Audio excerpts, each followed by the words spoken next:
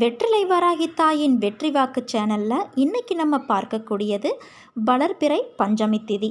இன்றைக்கி மாலை வராகி அம்மனை நினைத்து வீட்டில் இந்த ஒரு தீபம் ஏற்றி வைத்தால் கை நிறைய பணம் சேரத் தொடங்கும், நம்மளுடைய கடன் சுமையும் குறையும். தீபம் ஏற்றுறதுக்கு என்னென்ன பொருட்கள் தேவை அப்படின்னு நான் கடைசியில் சொல்லியிருக்கேன். முழுமையாக இந்த வீடியோவை கேளுங்க. கேட்ட உடனேயே கேட்ட வரங்களை அள்ளித்தரக்கூடிய சக்தி கொண்டவங்க தான் நம்ம வராகி அம்மன்.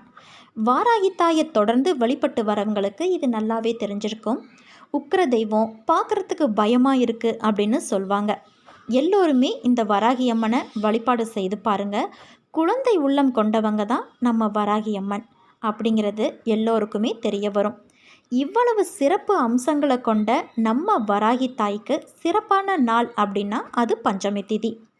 இன்றைய தினம் வளர்பிறையில் வந்திருக்கக்கூடிய பஞ்சமி திதி வழிபாட்டை நம்முடைய வீட்டில் சுலபமாக எப்படி மேற்கொள்வது அப்படிங்கிற ஒரு சின்ன குறிப்பை இப்போ பார்க்கலாம். இந்த வராகி தாயின் பூஜையில் மிக மிக முக்கியமானது உடல் சுத்தமும் மன சுத்தமும் வீடு சுத்தமும். காலையில் நீங்கள் குளிச்சிருந்தாலும் இந்த பூஜை செய்ய போகும்போது, அதாவது மாலை வேளையில் இந்த பூஜை செய்யணும். அப்போவும் சரி, நீங்கள் குளிச்சுட்டு தான் இந்த பூஜையை செய்ய ஆரம்பிக்கணும். வராகி அன்னையை வேண்டி செய்யக்கூடிய இந்த பஞ்சமி வழிபாட்டை இரவு 8 மணிக்கு மேலே செய்கிறது மிக மிக உகந்த நேரமாக சொல்லப்படுது. அதாவது இரவு 8 மணியிலிருந்து 9 மணிக்குள்ளே இந்த பூஜையை நம்ம செய்யலாம்.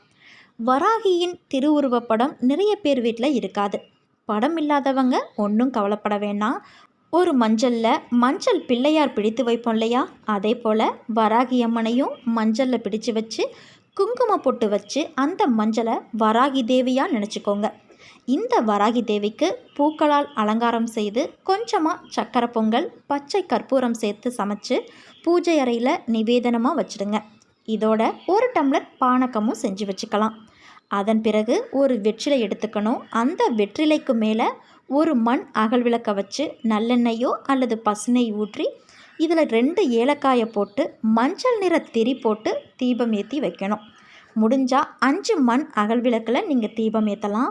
5 விளக்கிலும் ஏலக்காய் போட்டு தீபம் ஏற்றணும். ஏன்னா பஞ்சமி அப்படிங்கிறது 5 அப்படிங்கிற எண் கணக்கு தான் குறிக்குது. 5 விளக்கு 5 திரியெல்லாம் போட முடியாது அப்படிங்கிறவங்க ஒரே ஒரு மண் அகல் விளக்கில் 5 திரி போட்டு தீபம் ஏற்றி வராகி அன்னையின் முன்பு வச்சு வழிபடலாம். அதுவும் முடியல அப்படின்னா நான் சொன்ன மாதிரி ஒரே ஒரு மண் அகல் விளக்கு வச்சு அதில் மஞ்சள் நிற திரி போட்டு 2 ஏலக்காய் போட்டு நல்லெண்ணெய் அல்லது பசுனை ஊற்றி நீங்கள் தீபம் ஏற்றி வழிபடலாம். ஏலக்காய் பணத்தை வசியம் செய்யக்கூடிய ஒரு பொருள். வெற்றிலை வெற்றியை மட்டுமே தரக்கூடியது.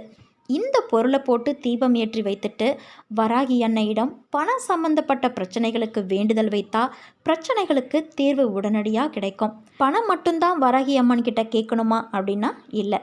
பணம் தவிர வேறு எந்த பிரச்சனை உங்களுக்கு இருந்தாலும் அதையும் நீங்கள் வராகி அன்னைக்கிட்ட தாராளமாக சொல்லலாம். பூஜையில் அலங்காரங்களை முடிச்சுட்டு வராகி தாயின் முன்பு அமர்ந்து ஓம் வராகி தாயை போற்றி அப்படிங்கிற மந்திரத்தை 27 முறை உச்சரித்து இறுதியாக தீபதூப ஆராதனைகள் காண்பித்து பிரார்த்தனை செய்து பூஜையை நிறைவு செய்து கொண்டு பிரசாதத்தை நம்ம வீட்டில் இருக்கிறவங்க எல்லோருக்கும் கொடுத்து சாப்பிடலாம். இவ்வளவுதாங்க. உங்களால் முடிஞ்ச அளவுக்கு மன நிறைவோடு, மனதில் எந்த ஒரு சுயநலமும் இல்லாமல், அடுத்தவங்களுக்கு எந்த கேடும் நினைக்காம வராகி அன்னைக்கு பாசமாக என்ன செய்வீங்களோ அதை செஞ்சு பாருங்கள். நம்ம வராகி தாயானவங்க நம்மளுடைய பூஜையை ஏற்றுக்கிட்டு வரங்களை நமக்கு அள்ளி அள்ளி கொடுப்பாங்க. நம்ம வராகி தாய்க்கு செய்யக்கூடிய பஞ்சமி திதி வழிபாட்டுக்கு தேவையான பொருட்கள்: வராகி அம்மனுடைய திருவுருவப் படம், சர்க்கரை பொங்கல், பானகம் 1 டம்ளர், மஞ்சள் திரி, வெற்றிலை, நெய் அல்லது எண்ணெய், ஏலக்காய், ஒரு மண் அகல் விளக்கு. உங்ககிட்ட 5 அகல் விளக்காக இருந்தால் கூட நீங்கள் 5 அகல் விளக்கு கூட போட்டு ஏற்றலாம். வராகி வழிபாட்டின் போது நம்ம சொல்ல வேண்டிய மந்திரம் ஓம் வராகி தாயே போற்றி அப்படின்னு 27 முறை இந்த மந்திரத்தை நம்ம உச்சரிக்கணும்.